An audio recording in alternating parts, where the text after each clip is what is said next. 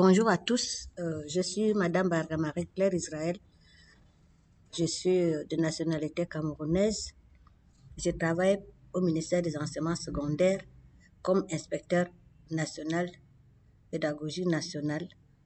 Je suis chargée de la formation des enseignants au lycée technique professionnel de Colbison à Yaoundé. Je suis présente là ce matin pour cet exposé qui m'a été désigné, qui porte sur la citoyenneté mondiale au service du développement des compétences. C'est un thème très intéressant parce que lorsque on parle de la citoyenneté mondiale, on voit déjà les communautés, on voit déjà les individus qui vivent ensemble. Le thème est tellement important que je l'ai subdivisé en deux parties essentielles.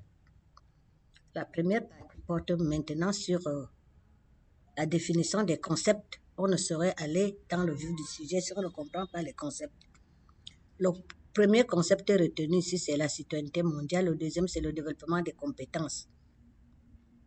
Pour ce qui est de la citoyenneté mondiale, nous savons que la globalisation et les mutations observées au cours de ces siècles imposent des compétences nouvelles dans tous les secteurs de la vie, notamment la santé, l'éducation, la technologie, les sciences et autres.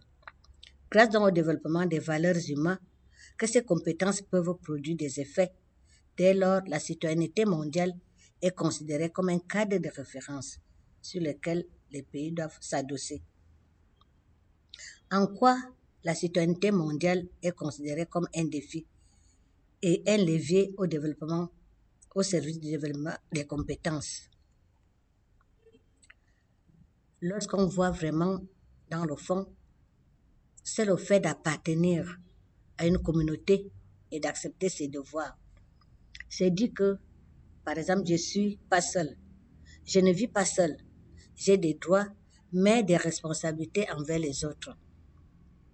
C'est ça qui justifie le fait d'être citoyenneté mondiale. Un citoyen mondial, c'est celui qui appartient à la communauté internationale, qui a ses droits et qui accepte aussi ses devoirs envers les autres.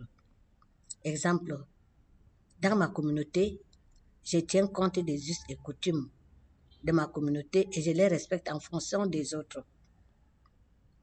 Au Cameroun, par exemple, en Afrique en général, le mariage de la fille d'un frère de mon clan ou de ma tribu concerne toute la communauté. Ça veut dire que lorsqu'on fait marier une fille, ce n'est pas la fille d'une personne.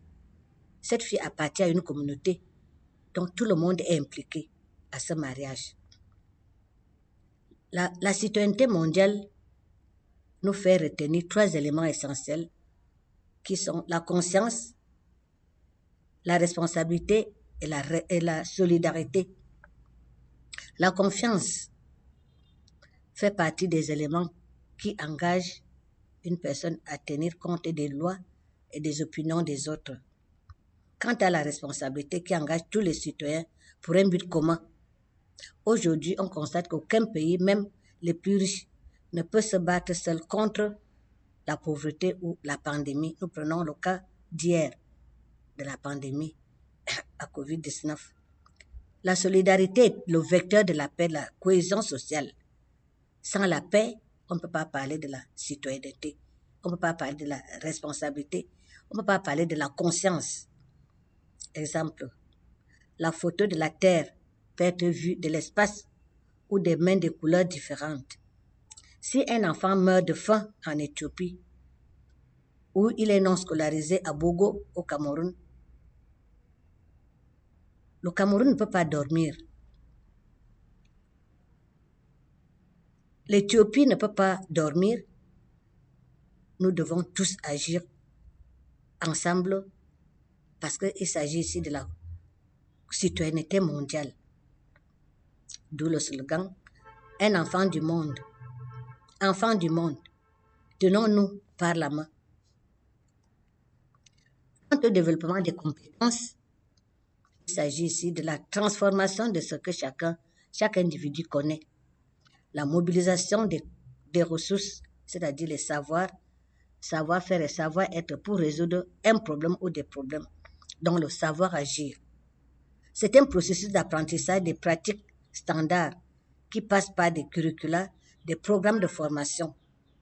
Quand on parlait de la développement des compétences, c'est un savoir-agir. Qu'est-ce qu'on regarde là-dedans? Il y a le problème, c'est-à-dire le contexte, il y a la tâche et la consigne. Dans des programmes élaborés, par exemple au Cameroun, on n'évalue pas les contenus, mais on évalue des compétences. Qu'est-ce qu'on attend de l'élève à la fin d'une séquence d'apprentissage? Les programmes d'études et rédigés au Cameroun engagent le concert mondial, par exemple, à travers l'organe régulateur qui est l'UNESCO. Nous le voyons toujours. C'est l'UNESCO qui évalue les compétences des diplômes attribués à nos apprenants. Si la citoyenneté mondiale est une décision de servir le monde, par contre, le développement des compétences est un outil qui rend ces services possibles. On ne développe pas le monde avec des bonnes intentions seulement. On le fait avec des mains formées, des têtes bien éduquées et des cœurs disciplinés. Par exemple, le développement d'un pays ou d'un continent ne se mesure pas au nombre de diplômes, mais au nombre de citoyens capables. C'est pour ça qu'il faut formuler des profils de carrière. Ce sont des finalités d'un pays. Quel est le profil de l'homme à former en fonction des besoins de la société comme élément? Nous allons passer maintenant à la deuxième partie qui porte sur les difficultés et les enjeux de la citoyenneté mondiale au service du développement des compétences. Je ne suis pas allée en profondeur dans cet exposé parce que je voulais juste présenter le thème qui m'a été attribué. En voyant cette image, nous voyons plusieurs nationalités qui sont en train d'apprendre en présentiel. Ils ne sont pas en ligne, ils sont en présentiel. Nous voyons les Africains, nous voyons les Asiatiques, nous voyons plein de nationalités qui sont ensemble pour témoigner qu'un citoyen ne doit plus vivre seul comme hier, ne doit plus développer ses compétences seul. Il doit les développer de concert avec les autres. Parce que nous avons plusieurs types de compétences. Nous avons les compétences déclaratives, les compétences procédurales et conditionnelles. Et ces compétences nous ramènent vers les difficultés que nous rencontrons dans les salles de classe en lien avec la citoyenneté mondiale. La première difficulté est liée à l'identité personnelle d'un individu. Cette identité exige un détachement partiel des appartenances exclusives. Aujourd'hui, chaque individu vit en fonction de son identité socio-culturelle, qui ne doit pas l'exclure de la société mondiale. Il doit tenir compte des exigences de la société mondiale, de l'appartenance avec les autres, d'où le concept d'inclusion. La collectivité reste fortement ancrée dans le local, le national, le culturel. Cette adhésion constitue un frein à des valeurs communes, universelles, et limite l'ouverture de la compétence. Lorsqu'on exclut un individu de la chose publique ou bien d'une salle de classe, les élèves aujourd'hui ne peuvent pas travailler seuls comme ça se faisait avant. On les regroupe pour qu'ils produisent des bons résultats. Toute la pédagogie de l'inclusion est prônée aujourd'hui avec le concept de l'APC. Au Cameroun, l'approche standard, c'est l'APC par pédagogie d'intégration. Par exemple, la deuxième difficulté est liée au système éducatif. Nous voyons plusieurs systèmes éducatifs qui prônent des valeurs, des savoirs, des connaissances, l'acquisition des savoirs. Par contre, la citoyenneté mondiale lui, préfère le développement des compétences techniques et non théoriques. Le comportement est mis de côté et délaissé au détriment des compétences professionnelles. Il faut tenir compte du volet comportemental. L'enfant se comporte comment pour pouvoir résoudre les situations, problèmes. Comment il se comporte dans le groupe, comment il se comporte avec son enseignant, parce qu'il y a interactivité entre l'enseignant, l'élève et ses camarades. L'enseignant aujourd'hui devient facilitateur. Selon notre approche au Cameroun, lui, il est facilitateur. Il est modérateur. C'est l'élève qui est au centre des apprentissages pour résoudre des situations, problèmes. Donc, les difficultés que nous rencontrons dans les salles de classe, c'est que l'approche comportement, on ne tient pas compte des comportements des élèves. Comment ils se comportent, quel est le comportement de cet apprentissage par rapport aux autres. Les compétences professionnelles se développent dans un socle des valeurs citoyennes à leur usage responsable. Nous avons, par exemple, au ministère des enseignements secondaires, une discipline dénommée la citoyenneté et la responsabilité. C'est une didactique qui donne déjà des valeurs citoyennes aux élèves en lien avec le monde entier. L'élève aujourd'hui doit savoir qu'il ne vit pas seul. Le cadre de référence nous oblige à témoigner que les élèves doivent travailler à distance, en présentiel. C'est d'où le centre d'éducation à distance qui a été créé par notre ministre ici, parce que les enseignements se font de manière hybride, en présentiel, parce que nous sommes ouverts au monde en fonction, selon la loi d'orientation de l'éducation au Cameroun, à son article 5, que le Camerounais, les apprenants, doivent travailler pour résoudre les problèmes qui sont présentés à eux par rapport à la vie de tous les jours, mais ouverts au monde. Donc, ils doivent être ouverts au monde, parce que nous sommes déjà des citoyens mondiaux. Ils doivent être responsables face à ces problèmes qui sont appelés à résoudre. Et pour le faire, il faut développer les compétences nécessaires. Aujourd'hui, la priorité est accordée au savoir dans la plupart de nos programmes, au détriment des savoir-faire qui doivent être développés en fonction des réalités, en fonction des besoins de la société, en fonction même des besoins de chaque apprenant et de chaque individu. Nous avons d'autres difficultés qui sont liées à l'espace public, des modèles fondés sur l'individualisme.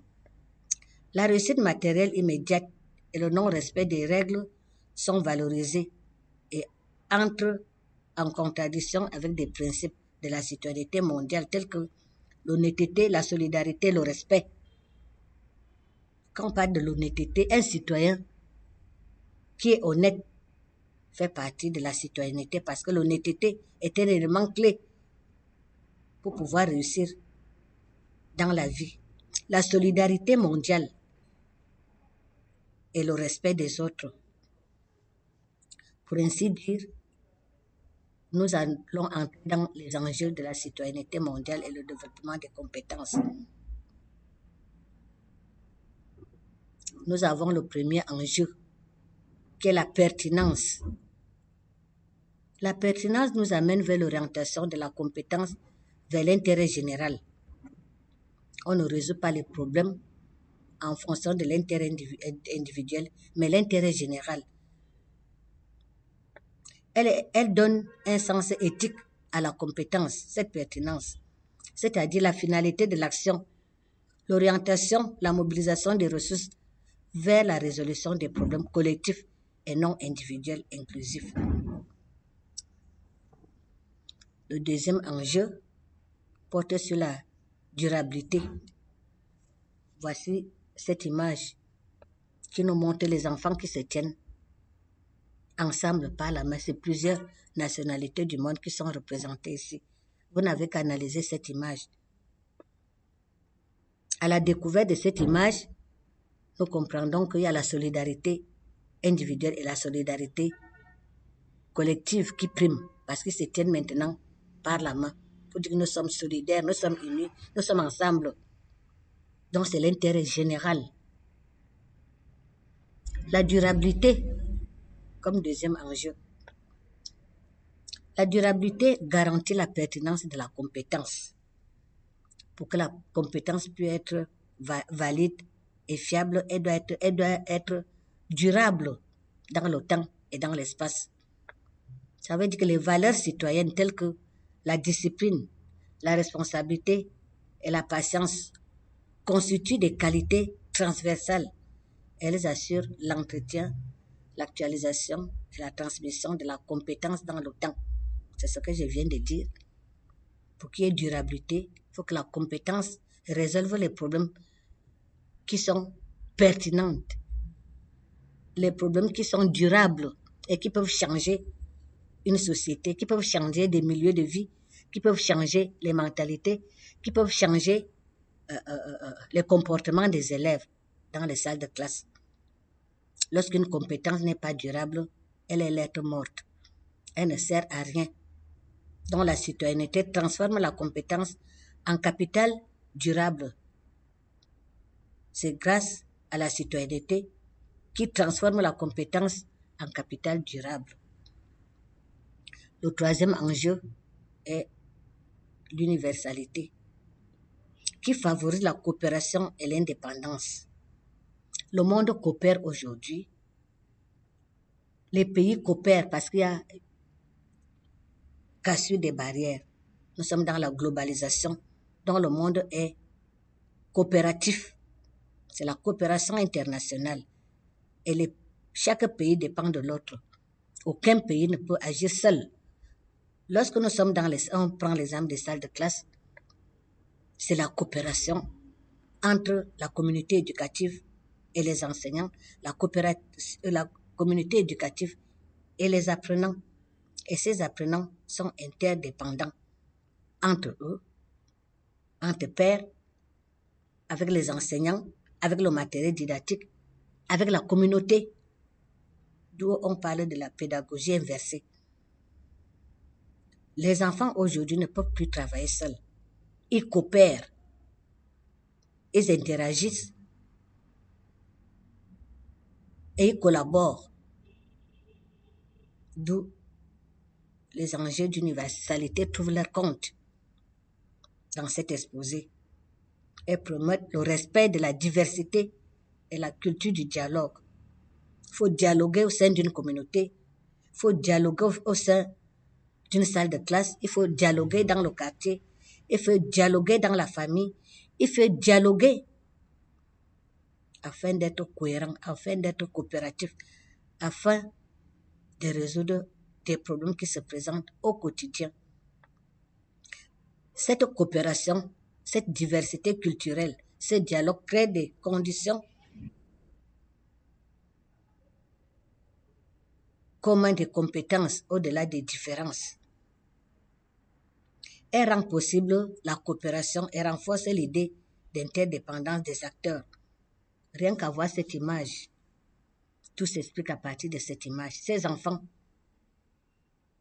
ils sont en train de jouer, ils sont en train de passer un message fort, ils sont en train de dire « Enfants du monde, tenons-nous par la main pour avancer ensemble, pour agir ensemble, pour résoudre des situations, problèmes ensemble, afin que le monde soit uni, prospère. »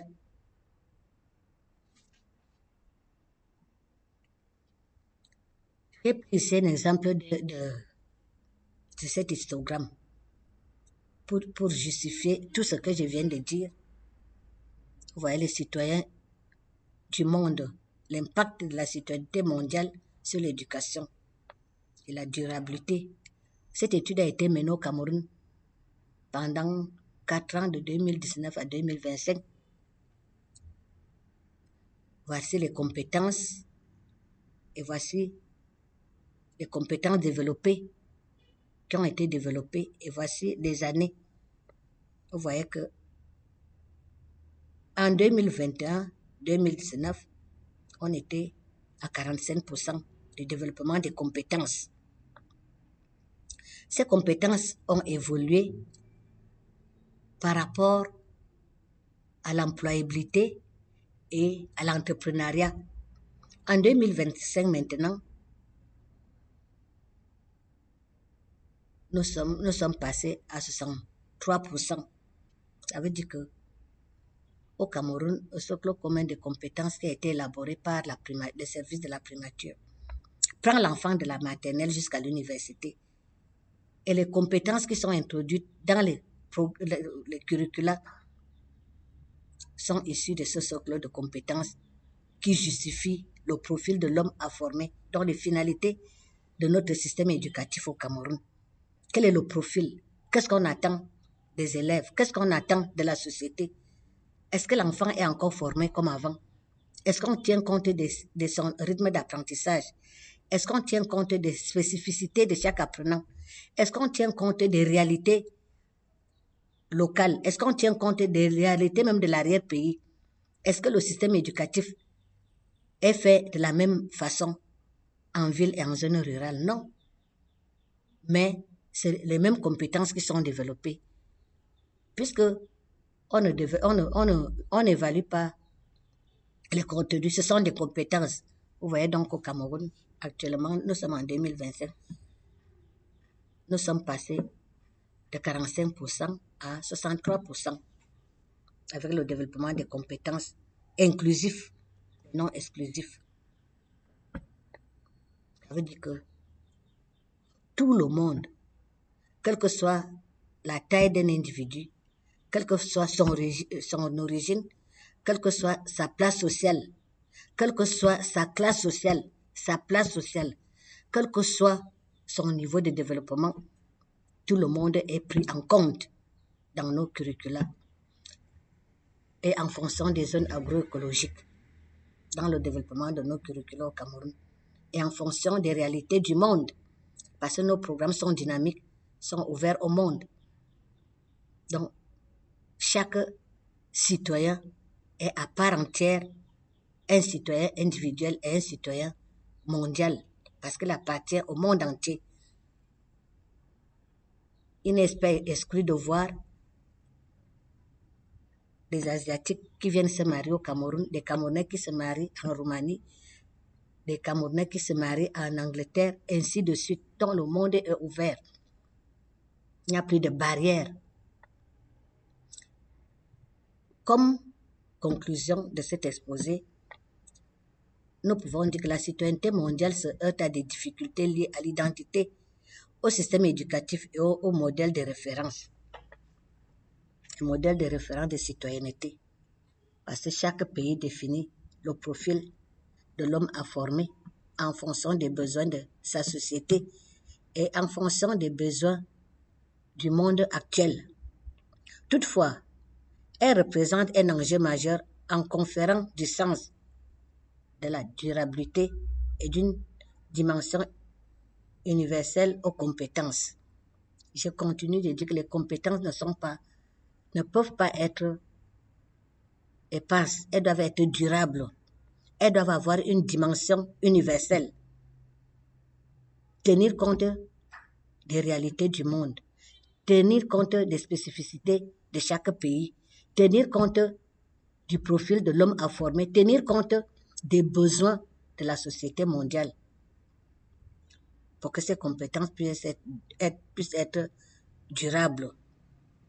Elles doivent être des agents de changement, de comportement, des milieux de vie, des milieux scolaires, des milieux éducatifs. Le véritable défi n'est pas seulement de développer des compétences, mais de former des citoyens compétents, capables de mettre leur service à l'humanité. J'ai dit bien, le véritable défi majeur n'est pas seulement de développer des compétences, mais de former des citoyens compétents, valables, capables de mettre leur service à l'humanité tout entière. Sur ce donc, je vous remercie pour votre aimable attention.